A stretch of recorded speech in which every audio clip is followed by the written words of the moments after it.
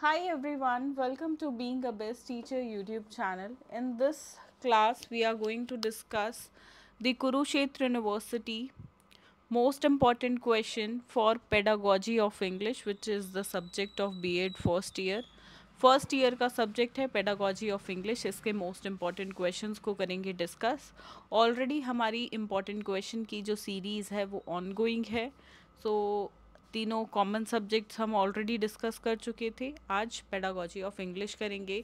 आपको एक चीज़ करनी है, आपको मुझे कमेंट्स में बताना है आपका पेडागॉजी ऑफ इंग्लिश के साथ दूसरा पेडागॉजी सब्जेक्ट कौन सा है.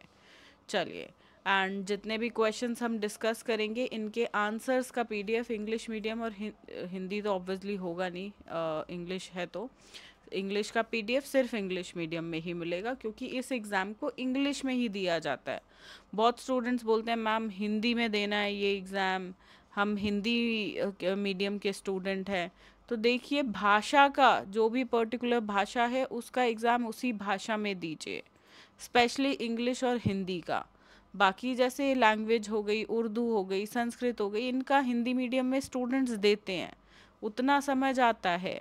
पर इंग्लिश का एग्ज़ाम इंग्लिश में और हिंदी का हिंदी में ही प्लीज़, ठीक है. एंड आंसर्स का पीडीएफ वीडियो के डिस्क्रिप्शन बॉक्स में मिल जाएगा. 115 रुपीज़ का पेड पीडीएफ रहता है.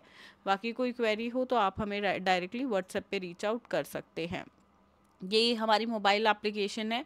यहाँ पे आपको पेडागॉजी ऑफ इंग्लिश के लेक्चर्स मिल जाएंगे जो कि मात्र 267 रुपीज़ के हैं, और ये लास्ट मोमेंट पे बहुत आपकी हेल्प करेंगे. पेडागॉजी सब्जेक्ट को सीरियसली लीजिएगा.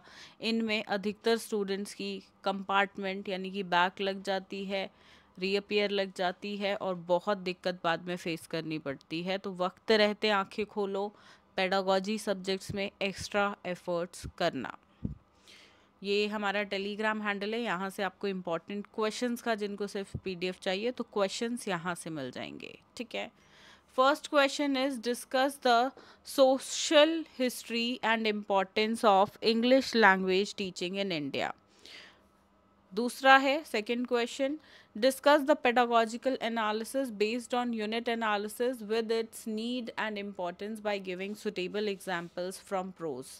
देखो, ये पेडागॉजिकल एनालिसिस का टॉपिक बहुत इंपॉर्टेंट है, ऑलमोस्ट हर साल रिपीट होता है. एक क्वेश्चन जनरली इंग्लिश लैंग्वेज पे आता है, इसकी इम्पोर्टेंस, ऑब्जेक्टिव्स, हिस्ट्री, मीनिंग, ऐसे करके. Third question is, what are the different methods of teaching reading to beginners of English? Describe in detail the method you would like to follow. जो method आपको अच्छा लगता है वो चूज़ करके आप यहाँ पे बता सकते हो. इसमें देखो, एक बताती हूँ आपको, ग्रामर ट्रांसलेशन मेथड लिख देना, वो ज़्यादा सुटेबल है.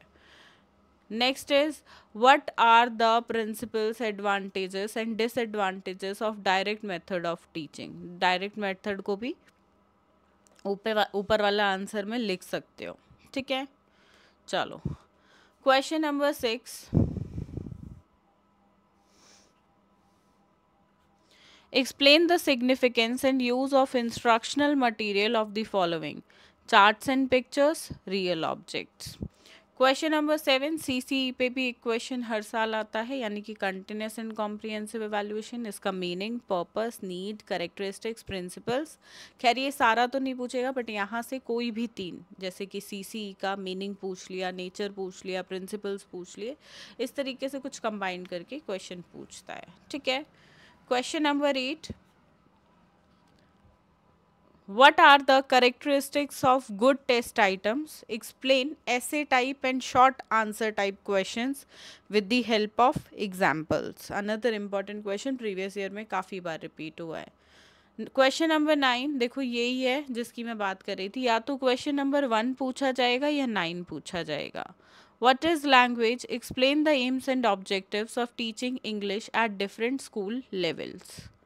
क्वेश्चन नंबर 10, देखो ज़्यादा क्वेश्चन नहीं है, सिर्फ 17-18 क्वेश्चन हैं, या 17 मतलब आपके लॉन्ग क्वेश्चन के हिसाब से, और 18th जो है वो आपका शॉर्ट नोट्स के हिसाब से रहेगा, ठीक है.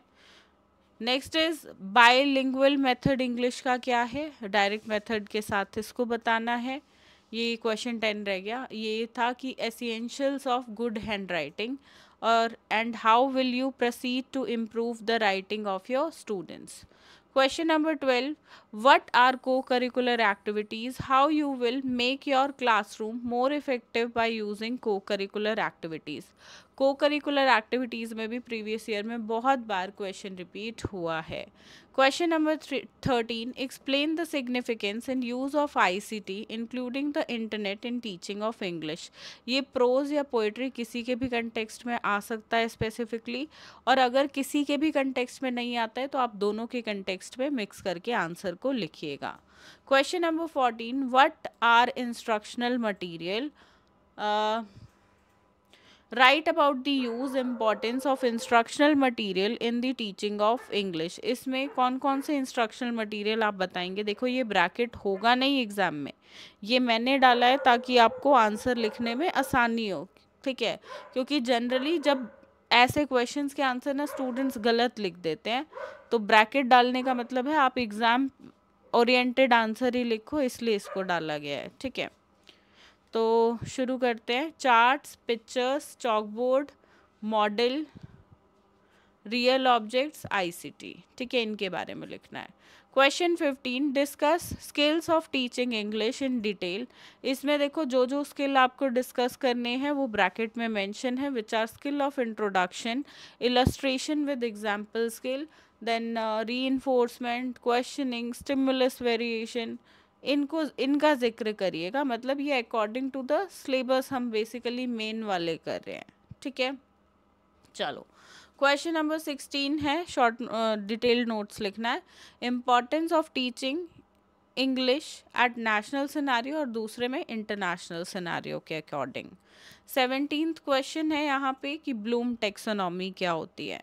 ब्लूम टेक्सोनॉमी का टॉपिक ना नोट से ना बुक्स से रीड करके मत समझना, ये इम्पॉर्टेंट है. 16 नंबर का एक क्वेश्चन फिक्स्ड है जो आएगा. तो प्लीज़ इस क्वेश्चन को आपको क्या करना है, मैं वीडियो का लिंक देख रही हूँ, फ्री वीडियो है यूट्यूब पे, लिंक है वीडियो के डिस्क्रिप्शन बॉक्स में.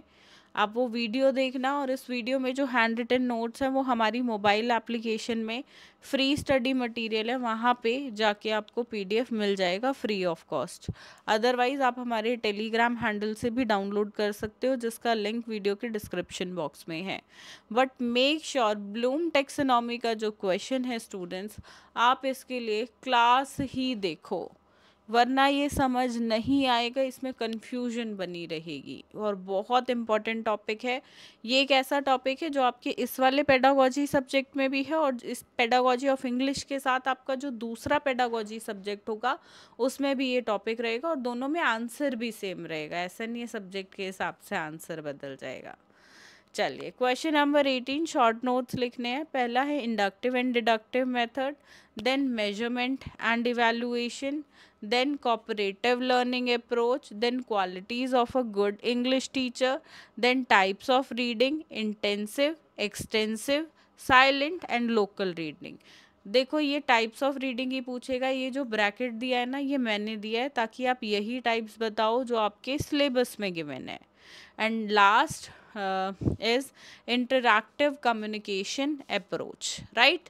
तो ये है 18 इम्पॉर्टेंट क्वेश्चंस. आप चाहो तो एक दो क्वेश्चंस यहाँ से स्किप कर देना, अदरवाइज़ ये सारा आप करना, तभी एक अच्छा एग्ज़ाम आपका जाएगा और ज़्यादा मार्क्स भी मिलेंगे.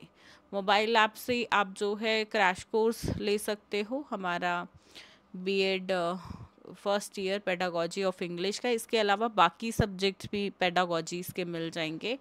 एंड स्टूडेंट्स अगर आंसर्स का पीडीएफ चाहिए तो प्लीज़ वीडियो के डिस्क्रिप्शन बॉक्स में लिंक है, ठीक है. Only in English medium, not in Hindi medium, क्योंकि इंग्लिश लैंग्वेज है, ठीक है, इंग्लिश का ही एग्ज़ाम है. तो वो 115 रुपीज़ का है जिन स्टूडेंट्स को ज़रूरत लगती है, और स्पेशली जो स्टूडेंट्स लास्ट मोमेंट पे अपनी प्रिपरेशन करते हैं, ये आपके लिए है. तो प्लीज़ इसी से अपनी एजुकेशन करिएगा, इस पर्टिकुलर सब्जेक्ट की पढ़ाई करिएगा.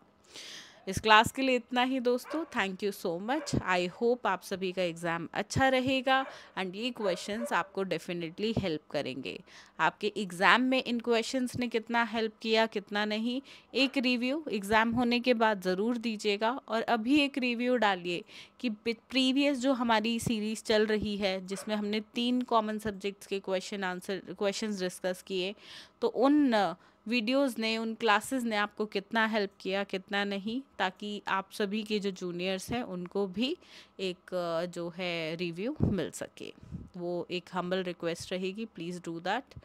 Thank you so much. बाकी मिलते हैं नेक्स्ट क्लास में।